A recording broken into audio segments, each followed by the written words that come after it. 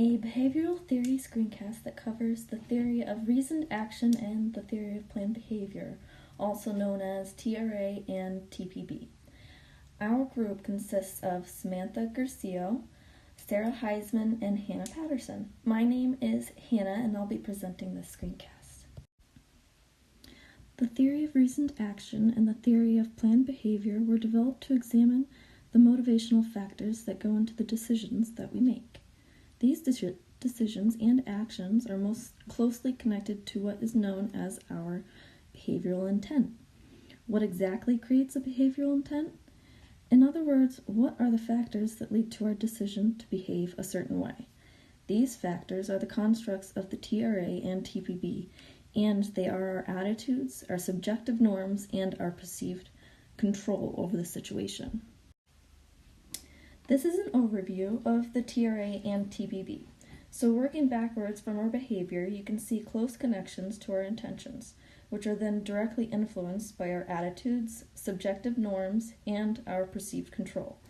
Each of these factors are made up of two more factors, which we will get into detail in the following slides. The TRA was the first of the two theories to be developed. It was initially used to examine the relationship between our attitudes, our intentions, and our behaviors. One milestone of the theory's history is when Fishbein and Azgen in 1975 decided that our attitudes toward the behavior itself were the most direct determinant of performing a behavior rather than our attitude toward an object. For example, knowing the attitude towards getting a mammogram is a stronger predictor of the individual's behavior than knowing the individual's attitude towards cancer itself. This is why, when trying to convince a group of women to get a mammogram, simply by telling them that cancer can be life-threatening is not enough to cause them to get a mammogram. Their attitude needs to change towards the test itself. Azgen termed this connection between attitude toward the behavior and the behavior of principle of compatibility. The TRA was further developed to include subjective norms along with attitude, and later, in 1991, the theory of planned behavior was developed, which added the factor of perceived behavioral control. In 2002, the Institute of Medicine suggested that the TRA and TPB were combined with other health behavior models to create an integrated behavioral model for a more comprehensive picture of human behavior. The first construct, attitude, we've already briefly discussed. However, when looking at the model, we see there are two components: behavioral beliefs and the evaluations of behavioral outcomes. Behavioral beliefs are defined in the text as an individual's beliefs about outcome or attributes of performing the behavior. In other words, what do they think will come out of performing the behavior? Or what do they believe is true about the behavior? Notice that these beliefs don't necessarily have to be true. The individual's beliefs are their beliefs, and they make their own decisions based off of them. The second component is the evaluation of this belief. So to make it more clear, we use the helmet example from last week's module. The belief is that it is uncool to wear a helmet. The evaluation of the belief is that the individual thinks looking uncool is bad. Therefore, the result is a negative attitude and will not motivate the individual to wear a helmet. This can be flipped around. Maybe some other kid does not believe that helmets make them look uncool. They believe that helmets make them safe. This belief they evaluate to be good. Therefore, they have a positive attitude and are more motivated to wear a helmet. The second factor in the TRA and TPB model is the subjective norm construct, which is comprised of normative beliefs and motivation to comply. Normative beliefs are defined as the belief that referred individuals approves or disapproves of performing the behavior. The motivation to comply with these people then weigh in on this belief. Using the same example as before, the belief is that the individuals older brother does not feel they need to wear the helmet. The individual's motivation to comply with his brother is high because they hold their brother's opinion in high regard. Therefore, the result is a negative subjective norm because they are more likely to not wear the helmet. This can also be turned around.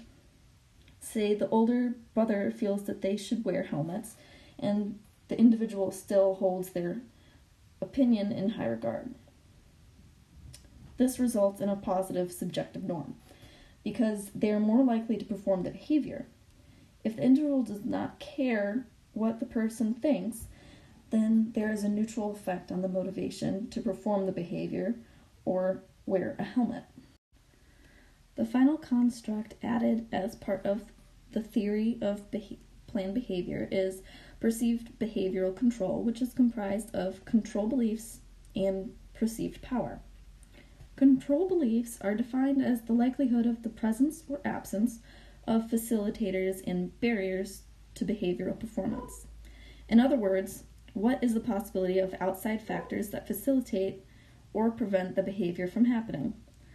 The perceived power component that adds in whether this outside factor will make it easier or more difficult to perform the behavior. So in our helmet example, we have the belief that there is a high likelihood that local state parks will have helmet laws. The perceived power indicates that these laws will make it more difficult to not wear a helmet when going to these parks. The result is that, given the individual wants to go to the park, they are more motivated to wear a helmet because of this factor outside of their control. You can flip the belief around to say that there is a low likelihood that there are helmet laws at the state park, which would then make it easier to not wear a helmet. Therefore, the individual is less motivated to wear a helmet. Now that we discussed the individual constructs, we can go back to the model and see how these constructs weigh into our overall behavioral intent. When it comes to wearing a helmet, if we have a negative attitude, a negative subjective norm, and negative perceived control, then the individual is not very likely to wear a helmet. This can change, however, with different beliefs, reference with different opinions, and changes in laws outside the individual's control. The impact of each construct may also change with each individual or population. For example, a child may have a negative attitude towards wearing a helmet, and no reason beyond their perceived control to wear a helmet. However, because their parent or older sibling or friends approve of wearing a helmet, it can be the factor that results in a positive behavioral intent and thus wearing a helmet. Now that we understand the different construct of these theories, we will look into how they are measured for research purposes. The likelihood of an individual to perform a certain behavior is determined using indirect measure. This is done by first evaluating the individual's thoughts on the chance of a certain outcome occurring if the behavior completed, typically on a bipolar unlikely to likely scale. Then the individual's feelings about the outcome are measured on a bad to good scale. These values are multiplied together, and the resulting value determines the likelihood of the individual performing the behavior. So, for example, say we wanted to determine an individual's behavioral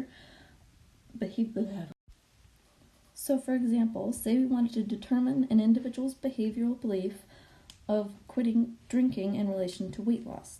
First, we would ask the participant their thoughts on the likelihood that quitting drinking will result in losing weight. For example, we use a 5-point bipolar scale. Then we ask the participants how they feel about the behavior outcome. This individual feels that quitting drinking is highly unlikely to result in weight loss. So the first question scores as -2. However, they feel that the outcome of losing weight is very good, which results in a score of +2. We then multiply these two scores together to get a final score of -4. This means that this individual strongly believes that quitting drinking will not result in weight loss, which they report as being a very good outcome, and are therefore very unlikely to quit drinking to lose weight. A prospective study design is recommended when testing these theories. This design allows for researchers to distinguish between different constructs by measuring attitudes, subjective norms, perceived control, and intention at one point in time, and behavior over a period of time. This allows for separation of behaviors that are affected differently by the different constructs. For example, exercise intention is influenced by attitudes and perceived control, while colonoscopy intention is almost exclusively under normative control. As with any study, the results can differ even within specific constructs depending on the surveyed population, whether it be race or gender. So, what is the significance of studies utilizing or looking at these theories? Understanding the different constructs of key behavioral, normative, and control beliefs that affect a behavior are crucial in better understanding motivating factors and barriers a population may face when attempting to change a behavior. Research using these theories will ultimately allow for more successful interventions, resulting in higher rates of desired changes in intentions and behaviors. Watanabe et al. Is a study that utilized the TPB to access intention of participants to consume a low glycemic index diet. They used the construct of TPB to design a questionnaire. They used instrumental attitudes, subjective norms, and perceived behavioral control. The questionnaire was then given to 396 type 1 and type 2 diabetics between the ages of 30 and 75.